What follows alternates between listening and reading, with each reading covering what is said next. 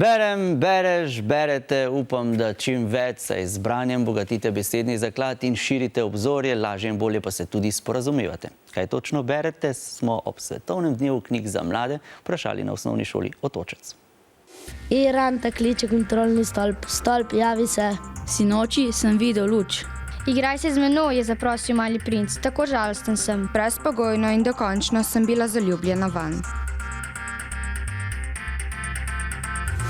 Mi vsi radi beremo predvsem kratke in humoristične knjige ter akcijske in kriminalke. Zato vam gledalcem priporočamo knjigo Kolesar naj bo. Knjiga govori o 3 prijateljih, ki so kolesarili do Rantine babice. Se vmes izgubili doživeli veliko pripetlajev. In nezgod. Zato to knjigo priporočamo vsem, Mladim, starejšim, predvsem pa tistim, ki radi berete humoristične knjige. Jaz ful rada berem, zbrala sem si pa knjigo Somrak, ker je moja najljubša. Knjiga govori o eni punci, ki se preseli od mame k očetu v Forks, tam pa vidi enega fanta v šoli in se zaljubita, ona pa ugotovi, da je vampir in on jo hoče obvarovati pred vsemi nevarnostmi, ki jih on predstavlja.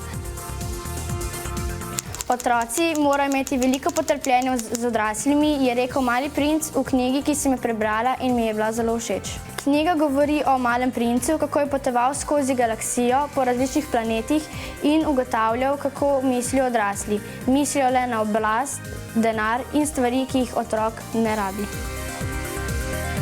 Knjiga govori o tabornikih, ki so zašli v gore in se zaradi snežnega meteža niso mogli vrniti. Konec je srečen, saj se vrnejo domov, nekateri pa se tudi zaljubijo.